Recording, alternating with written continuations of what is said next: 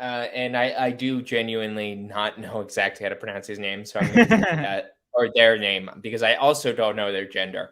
Uh, Fuck. This is the world. Sernin was appointed the creative director of Ann Demeulemeester, and they served for all of one season. So the latest scoop is in this this new trend. Mm-hmm. Ann Demeulemeester hired a new creative director who seemed to get along well with Andy, and they did one show, and that's it. And this is quite the news. I mean, this is like, this amounts to what's a great example? What's a good example? You know how England, the UK, you know how they had a prime minister for like 2 weeks? Right. That's what it feels like happened here. It's 100%. like, oh my God. And just last episode, we were talking about the guy from Rude leaving Bally after 2 seasons. This is just one. And in that one, it was kind of a mystery. Like, what happened? Like, was he fired? Did he quit? But actually, this Business of Fashion post spills way more tea than that, saying that differences arose between Ann Demeulemeester's management and de Saint Sernin. So they're saying it right out, like, this relationship was just bad. Yeah. And I mean, I think we want to talk about 2 things. Yeah. We first want to talk about kind of the politics, or like the theory crafting of what we think is going to happen. But we also want to look at the show, because we've got one show to analyze. One, and that's it. Easy peasy. Easy. Let me pull it up. Guy who's on the Joe Rogan Experience, pull that up for me. We got this. Here we go. Oh, the opening look is a racy one. Uh-oh. You love to see it. So right, let's check this one out. of the big takeaways from the singular collection that Sernin did was that it was very androgynous and a very skin showing. But if the watchers follow me in my YouTube channel, you'll know that I talked about how this was like the huge trend of last season, like showing looks that were like gender fluid, especially looks that like were exposing of skin, was like what was on trend. So this collection feels like it's right on the money, at least what everybody else was looking to do. And also, I mean, this definitely looks like Ann Demeulemeester. This definitely looks like... does. And you know what I actually really like about this show? What? That stood out to me immediately is my thing with like gender fluid or gender neutral brands is that a lot of the time it feels like, as you're looking at it, oh, that's the women's wear gender fluid piece, and that's the men's wear gender fluid piece. Like, they're delineating, but they're just not saying they're delineating. Yeah. But this one, it really feels legitimately neutral to me in 90% of the cases of these pieces and looks. And some of these looks, like these ones we're looking at right now, definitely remind me a lot of like what Raph was doing in his last collections, and then what he's doing at Prada. Yeah. You know, don't sleep on him, guys, because Raph seems to always be ahead. And I agree. Did you know that there are actually like legal rules about gender neutral clothing? Like, no, I actually had no idea. Please.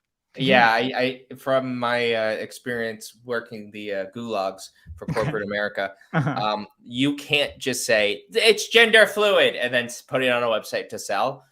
There are like legal ramifications, and there are guidelines that it has to meet in order to actually get that moniker, which is interesting. Whoa, it's interesting because you assume that, like you were just describing, they all call it gender neutral for marketing, right? Yeah. Which I'm not saying they don't do. Sure. But keep walking through. Can you walk me through this? I mean, we got some big, like, I'm assuming faux fur pieces that are very cool. Honestly, I like these a lot. Like, I giant really like shoulders. That red. Yep. I'll be the first to say, if you have to hold your hands over your chest for the outfit, You know, it leaves something. You know, I Yeah. would rather I didn't have to do that. That's one of those things, and for listeners, literally the models have to hold their hands over their chest to not be just showing their tits, essentially. Hmm. But that's the kind of thing that if it was on like Project Runway, Heidi would be like, they didn't finish. You know what I mean? Like they ran out of time. It's sloppy. Which, I mean, you know, is seems kind of silly. It That must it have been what they absolutely meant. does. Um, and we got Blanks. Blanks, one of our best commenters. He said Mhm. there were a lot of notes to, or notes, maybe nods to Andy's early designs around the early 2000s.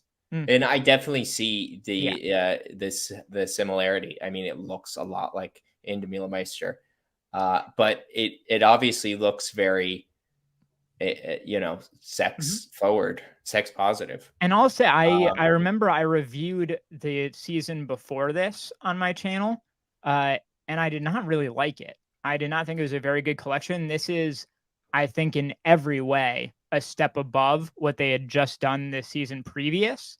yeah. So it has to have been relationship problems because I don't see any design problems here. So let's talk about that. I mean, Yeah. like we were talking about last episode about how Mr. Rude himself did a few collections at Bally Total Fitness, this Hmm. Swedish, I mean the Swiss brand, The Swiss and gym chain. the Yeah. Swiss gym chain, and got axed somehow for some Hmm. reason. I guess it was more mutual there, but it's like looking over the collections, you know, nothing seems out of place here. No. And it also makes me think about like the first kind of alarming one, and it wasn't as severe, but still Yep. very shocking, was Daniel Lee leaving Bottega Veneta. He was Right. there for a relatively short period of time Yep.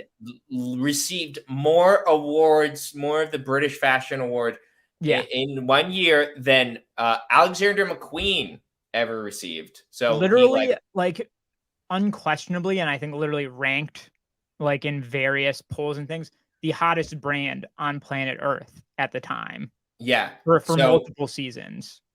uh, incredible that they would let their like wonderkin go. Right. And the word, the kind of behind the scenes news or rumors were that Daniel Lee was just impossible to work with, Yep. and so many people who had been working at Bottega Veneta, you know, like old Italian men, so many old like artisans who had been working there for years, straight up quit because they could not tolerate Yeah. his tyranny.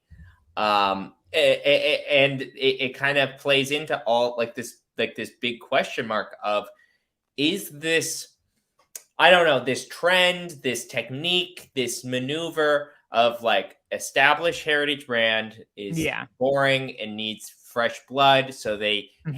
handpick the hot new designer to lead. So like they give the keys to somebody who is relatively inexperienced in order to breathe new life in the Mhm. same way that Karl Lagerfeld did, the same way Eddie Salmon did, the same way that Tom Ford did, the same way that Alessandro did, Alessandro. the Yep. same way that, you know, like I'm falling asleep as I'm doing it, the same way that. So like it's happened a million times, but now we're seeing, as of recently, they're getting axed.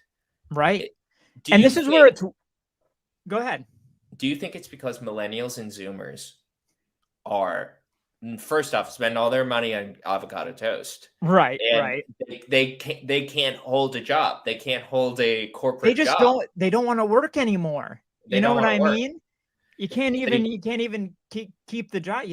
They won't work for Yeah, minimum wage anymore. What's going and on? it's like, yeah, and it's like a youth. If somebody at McDonald's makes Yeah. $15 an hour, a Big Mac will cost you $100, and That's what that's you know just what? economics. That's what it is. They were paying Ludovic de Saint Sernin minimum wage, and Yeah, they were like, "No, no, us millennials, I don't know, millennial Gen Z, we don't do that anymore. You gotta hit 25 an hour, to keep me Yeah. in. And Demeulemeester was like, no. No. I cannot pay my creative director $25 No. an hour.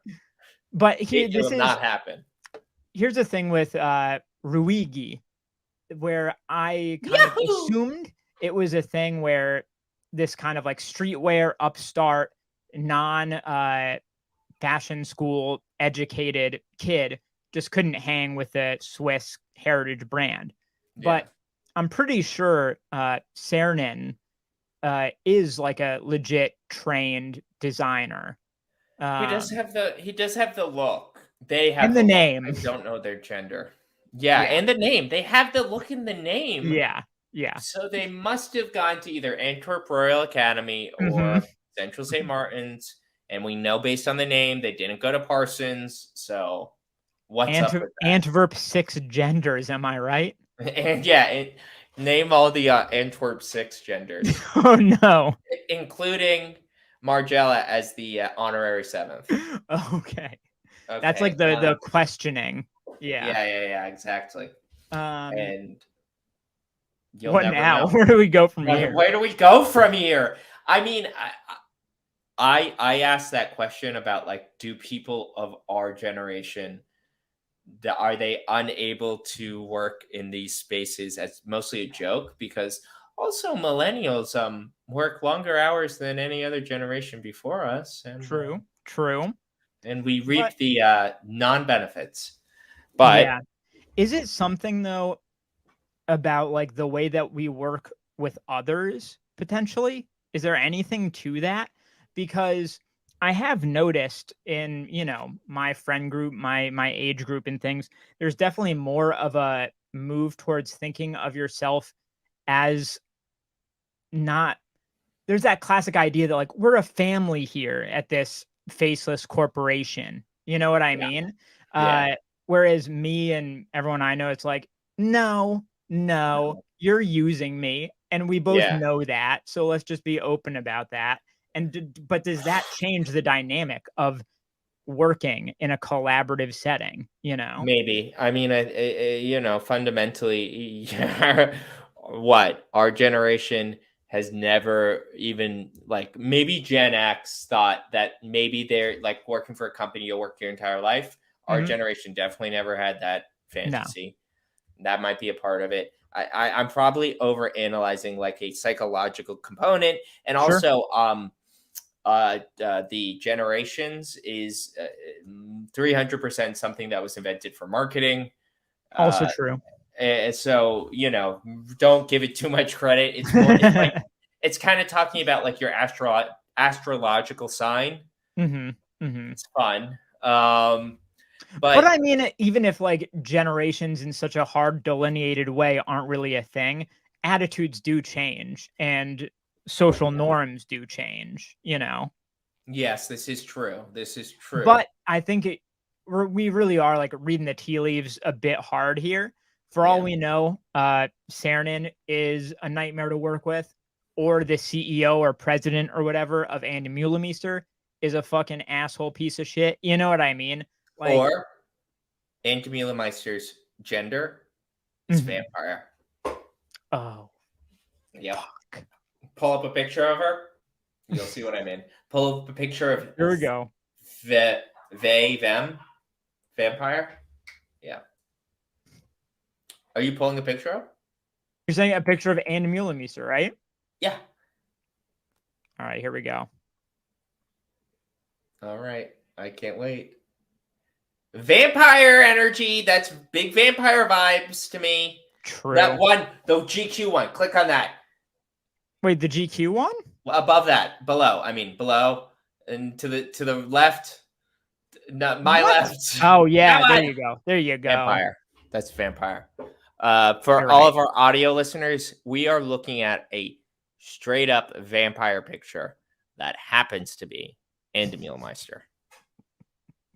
So I can imagine we figured it out. We got it. Darren was probably like the cartoon running away.